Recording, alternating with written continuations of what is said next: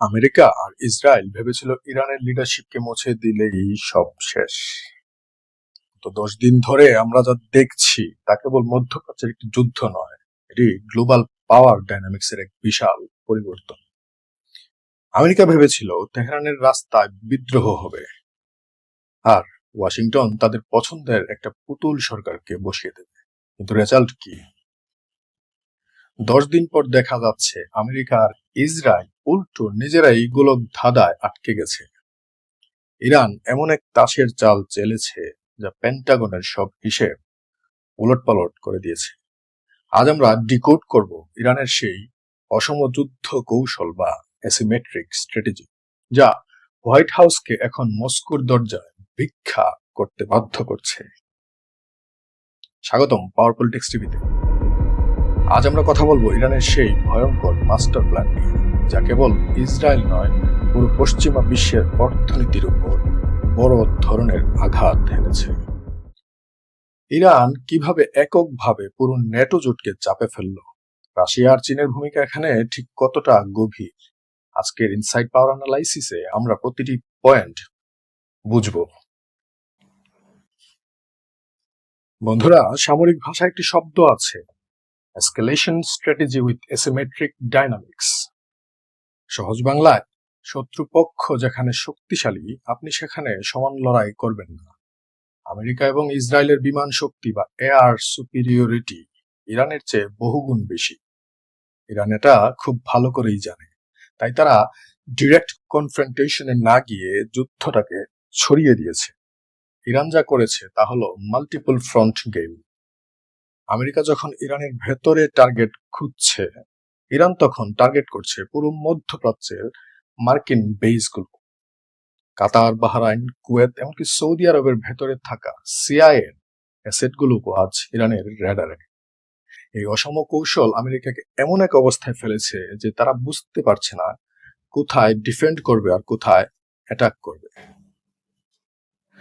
এবার আসি সবচেয়ে গুরুত্বপূর্ণ পয়েন্টে। ইরান কেবল মিসাইল ছুড়েনি, তারা গ্লোবাল সাপ্লাই চেইনকে অস্ত্র হিসেবে ব্যবহার করেছে। স্ট্রেইট অফ হরমুজ বা হরমুজ প্রণালী, বিশ্বের মোট জ্বালানি তেলের 1/3 এই পথ দিয়ে যায়। ইরান এই রুটকে এমন ভাবে অচল করে দিয়েছে যে তেলের দাম আকাশচুম্বী হতে শুরু করেছে।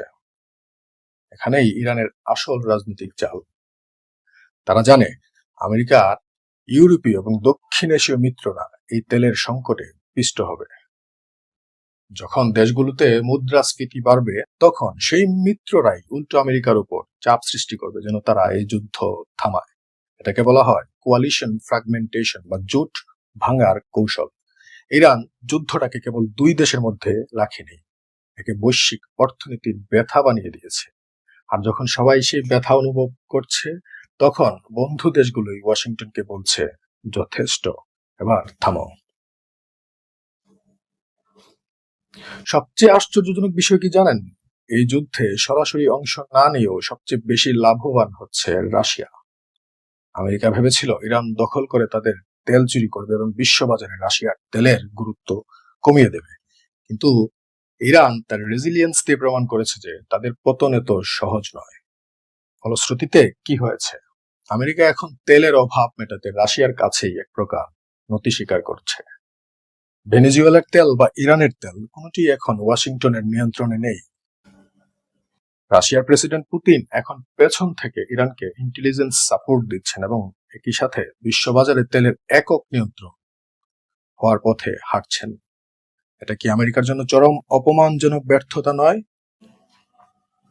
গোয়েন্দা সার্কেলে এখন একটা বড় গুঞ্জন শোনা যাচ্ছে, যদি আমেরিকা তাদের হামলা আরো বাড়ায়, তবে রাশিয়া এবং চীন মিলে ইরানকে একটি নিউক্লিয়ার আমব্রেলা বা পারমাণবিক সুরক্ষা কবচের অধীনে নিয়ে আসতে পারে। এর মানে হলো, এরপর যদি কেউ ইরানের উপর হামলা করে, তবে ধরে নেওয়া হবে তারা সরাসরি মস্কো বা বেইজিং এর উপর হামলা করেছে।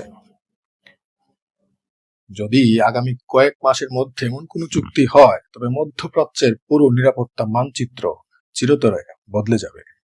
ট্রাম্প এখন যত বড় বড় কথাই বলুক না কেন, তার বডি ল্যাঙ্গুয়েজ আর সাম্প্রতিক স্টেটমেন্টগুলোতে এক ধরনের লাচারি বা অসহায়ত্ব ফুটে উঠছে। কারণ তিনি বুঝতে পারছেন ইরান এমন এক ফাঁদ পেতেছে যেখানে আমেরিকা যত বেশি ছটফট করবে তত বেশি জড়িয়ে পড়বে। বন্ধুরা, ইরান আজ যা করছে তা ভবিষ্যতে চীনও করতে পারে। এই পুরো সংঘাত থেকে চীন শিক্ষা নিচ্ছে কিভাবে আমেরিকার মতো পরাশক্তিকে আটকে হাঁটু গেড়ে বসাতে হয়। শেষ পর্যন্ত জয় কার হবে সেটা সময় বলবে, তবে এটা স্পষ্ট যে ইরানের এই পাওয়ার মুভ ওয়াশিংটন এবং তেল আবিবকে এক দীর্ঘস্থায়ী পরাজয়ের দিকে ঠেলে দিচ্ছে। আপনার কি মনে হয়, ইরান কি শেষ পর্যন্ত রাশিয়ার এই পারমাণবিক সুরক্ষা পাবে, নাকি ট্রাম্প কোনো নতুন চাল চালবে? কমেন্ট করে আপনার মতামত জানান। ভিডিওটি ভালো লাগলে লাইক দিন এবং এই ধরনের পাওয়ার পলিটিক্স অ্যানালাইসিস দেখতে আমাদের চ্যানেলটি সাবস্ক্রাইব করুন। ধন্যবাদ।